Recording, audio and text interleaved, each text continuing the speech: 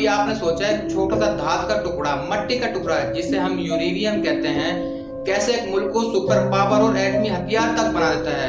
दोस्तों, कभी आपने सोचा है दो मुल्क इसके कब्जे के लिए आपस में जंग तक लड़ पड़ते हैं। आइए इस वीडियो में आपको समझाने की कोशिश करता हूँ। इस वीडियो को आपने एंड तक लाजमी देखना है ताकि आपको मेरी बात समझ आ सके। यूरेनियम जो है ना, अल्लाह का एक खास तोहफा है इंसानों के लिए। जिस तरह सोना और चांदी जमीन के नीचे पाए जाते हैं ना, बिल्कुल इसी तरीके से यूरेनियम भी जमीन के नीचे पाया जाता है। एक खास शेप की तरह होता है, जैसे सोना और चांदी बिस्किट नुमा होता है, इसी तरीके से यूरेनियम जो है ना एक केक नुमा होता है। आपको मैं तस्वीर भी दिखा देता हूँ। येलो केक की तरह होता है जो जमीन के नीचे पाया जाता है। इसके अंदर एक खास चीज होती है जिसे साइंस जुबान में U-235 कहते हैं, जो इसे बिल्कुल खास बनाता है। अब आप सोच रहे होंगे, अगर ये जमीन के नीचे पाया जाता है तो ये फट क्यों नहीं जाता, बम धमाके क्यों नहीं होते?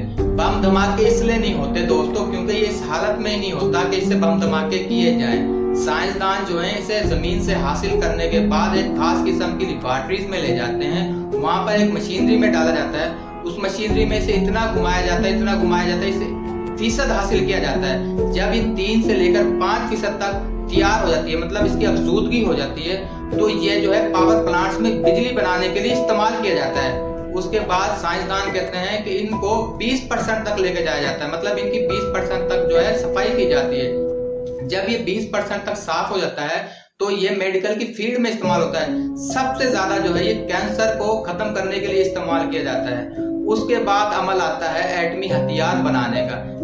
जब ये 20% की कैटेगरी क्रॉस कर जाता है ना, उसके बाद इसको 90% तक लेके जाया जाता है। इसकी 90% तक जो है अफजूदगी की जाती है। फिर बनता है वेपन ग्रेड। एक मुल्क को एटमी हथियार बनाया जाता है। जब ये 90% तक पहुंच जाता है तो एक मुल्क को एटमी हथियार बना देता है, जिसके लिए पूरी दुनिया में जंगें हो रही हैं।